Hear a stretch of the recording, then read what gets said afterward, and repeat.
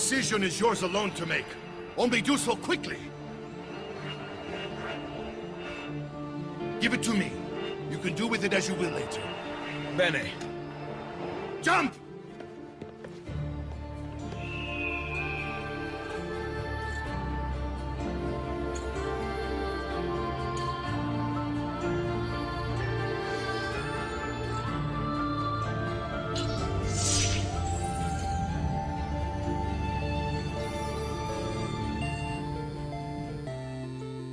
The evolution of video games have been growing for years. Since the creation of Tennis for Two, Atari, and Mario, it has been growing and evolving ever since. From that, video games have started to connect people in many different ways, resulting in the creation of gaming communities, guidance websites, gameplay videos on YouTube, video game reviews, and previews. And over the past couple of years, the gaming industries have developed dramatically. Yet it seems that many cases have accused gaming to be a cause of violent behavior in societies. Many organizations are against people from playing video games and are trying to prevent them from playing. They strongly believe that gaming damages the players' lives by delivering negative messages through the brain, which causes mental and physiological issues, as well as affecting their physical health and social interaction. Whereas other parties claim that players acquire many new skills from gaming. It sharpens their senses, developing their problem-solving skills, and being connected with a wide range of internationals in terms of being socially active online. In this video, we'll be looking at both sides of the argument.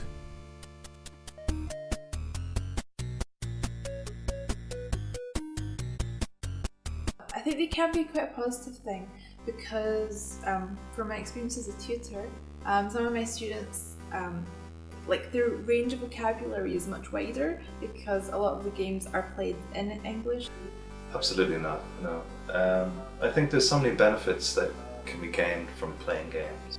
Well, sometimes I do believe that gaming could be a waste of time because you can spend this time doing something else, like more activities, spending it with people, getting to know things other than just staying in one place and doing the same thing for a period of time, or for hours, for example. It would be a waste of time if it's the only thing you do, because let's say if you reach to 25 and you're looking for a job, right? And gaming is still part of your life, it could be a waste. If all you do is just playing video games, it could be a waste of time. But if you mix video games with other things in your life, it's a beautiful mixture, you know? Recent studies show that the average young person racks up to 10,000 hours of gaming by the age of 21 or 24. That's more time spent in classrooms for all of middle and high school combined, even if they had perfect attendance.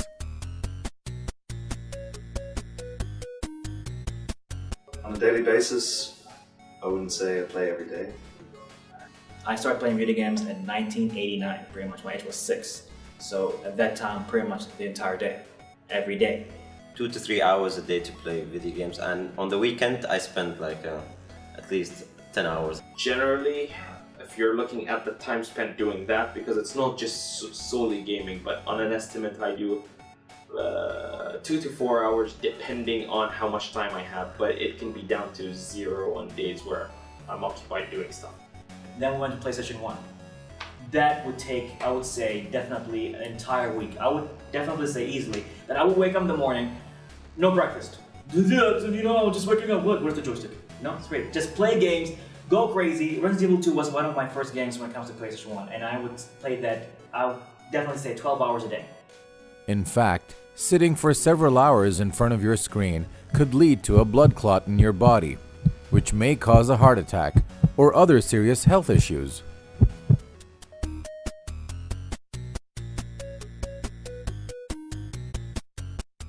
Games today are way too violent. I mean, I'll be honest, they teach you how to kill in details. Call of Duty, God of War, GTA, they have guns, and guns have names and codes. You go online, it's the same code of real guns. It's like, I can kill you with a Magnum 00100. I can do this with a rocket launcher. I can do. And I'm like, okay, let's see. Like, oh my God, it's a real thing. Shoot, really? So if it pretty much gives you more awareness of how you kill people, destruction, and all that stuff, and blood. They're more creative about how blood is splattered and splashing away, and how to kill, and beautiful way of killing people. So maybe to a certain point it's entertainment, to a lot, but it becomes there in your subconscious mind, you know? Yes, playing video games is considered a stress reliever.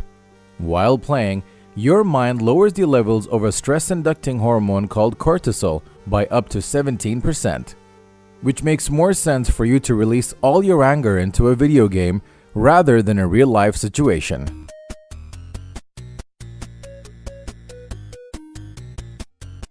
Yes and no. No.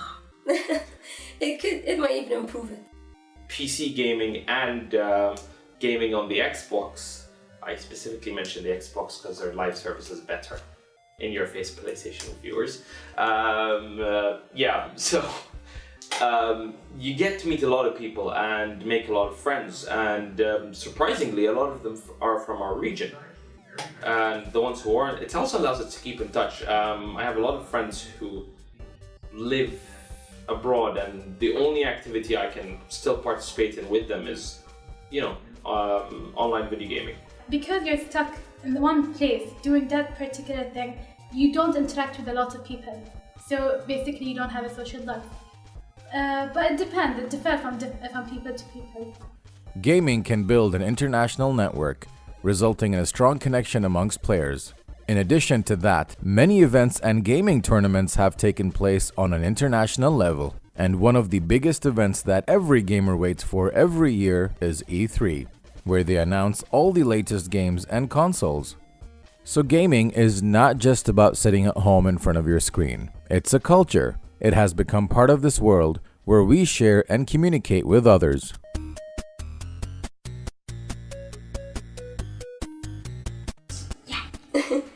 To a certain degree, I mean, you've got games that help you blow steam off and just relax, and some are recreational. They help people deal with their other issues, and it helps people reduce their personal life stress by sort of escaping it. But on the other hand, you've got games like, and generally those tend to be the MMORPGs, some of the action RPGs, which require a lot of grinding. I think they can cause positive stress in the way that they can make you more competitive or more persistent in terms of pursuing a mission, like in a game. So that can be applied to like your real life. So it teaches you to deal with competition, I guess. Depending on the game, you know, like now, if I would play games like God of War, it will just get me stressful.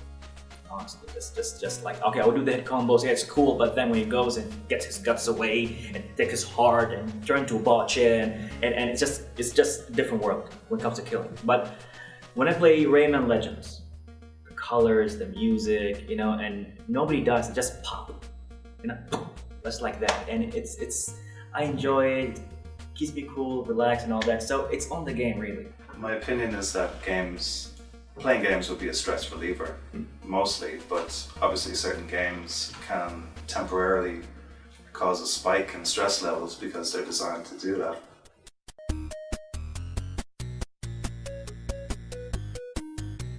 Creativity.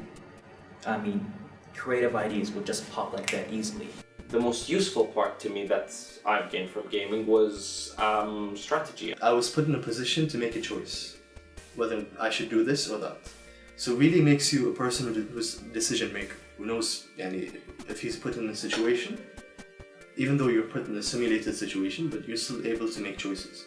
This is something that movies doesn't give you. English language.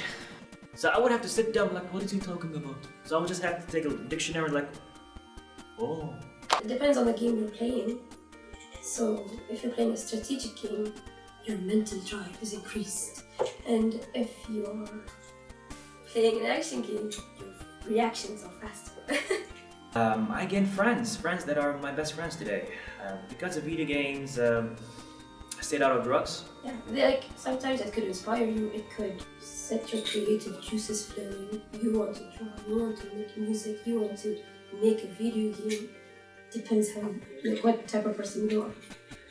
Surprisingly enough, not a lot of people have agreed, but it's the fluidity, how quick you can think of a solution that really sort of, thinking on your feet, it really helps.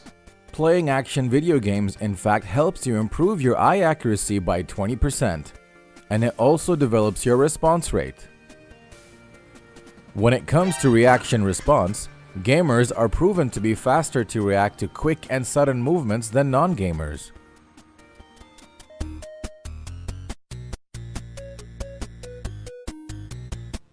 I think it is good in some ways. To me, it's good.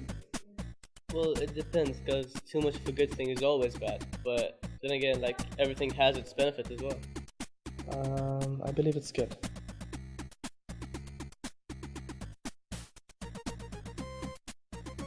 I think you can kill your spare time by gaming, and you can learn some languages, and you can also learn how to solve problems. Relaxing, having fun, and gives me fast reflexes. Well, problem-solving skills, inspiration for a lot of stuff, and above all, fun. That's a part of it. So in the end, playing video games isn't that bad for us. We just need to balance and learn how to live an extra life.